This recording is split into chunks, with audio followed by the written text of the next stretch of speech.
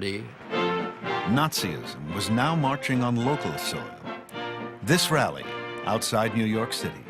As Hitler became important, the imitators grew up here in this country.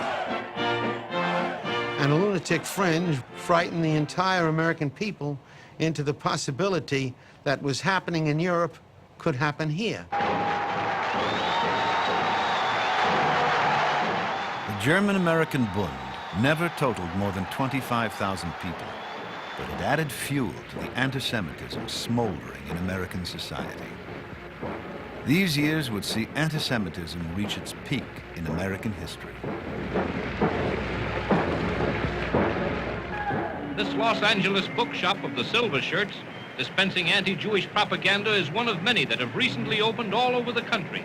Note the name, Aryan Bookstore. And nearby, a newsboy shouts his wares. The Silver Legion Ranger, a propaganda newspaper. Late paper.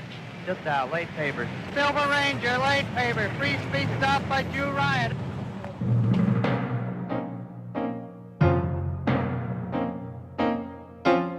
The anti-Semitic campaign was conducted by over 100 organizations across the country, blaming Jews for all the ills in America.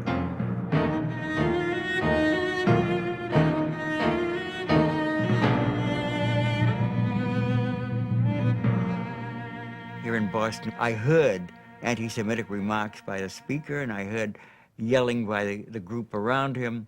We got to get rid of the Jews. They don't help us, they kill us. They kill us financially, they own everything, and we're stuck with their victims.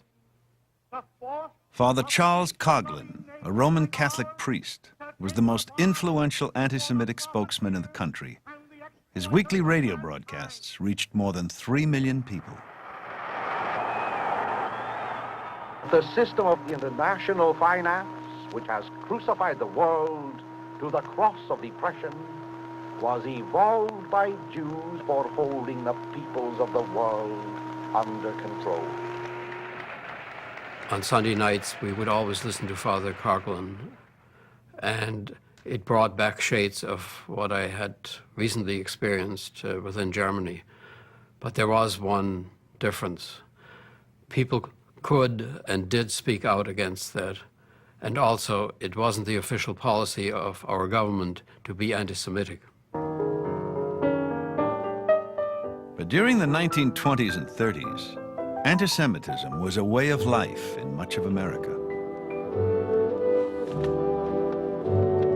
Many places open to most Americans were closed to Jews.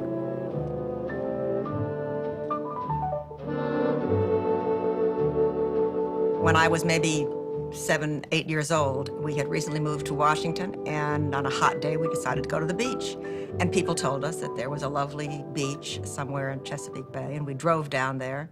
And I still remember the sign, because as we drove up, we saw the sign which said, "No Jews or dogs allowed." There were restrictions in job opportunities. Dear Miss Cohen, we are sorry to inform you that it is our policy not to accept students of Jewish nationality. I had just finished college. The first position I was sent to, it was a one-man office, and he hired me immediately. And then at about 11 o'clock, he said to me, "What church do you go to?" I said, "I don't go to a church, I go to a synagogue." He said, "I wouldn't hire a Jew. You're fired."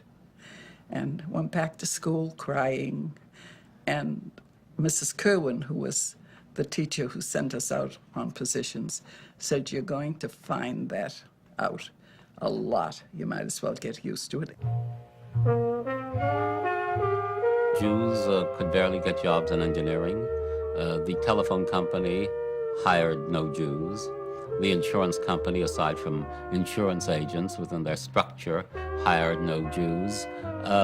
The big three auto industry hired no Jews. Oh, you could become a distributor or something of the sort, but you couldn't go to work in their bureaucracy. In American academic life, Jews were systematically excluded. You could not get into the medical faculties very easily. That was part of the reason why Jewish hospitals became important in the 1930s. They offered places for Jews to practice. The situation was just as plain as this. You can get a job here. We can't pay you as much as we're paying our other associates, but you'll have a steady job here for a while, but don't count on ever becoming a partner, because we have no Jewish partners, and we will not have any Jewish partners. A 1939 public opinion poll showed how Americans felt.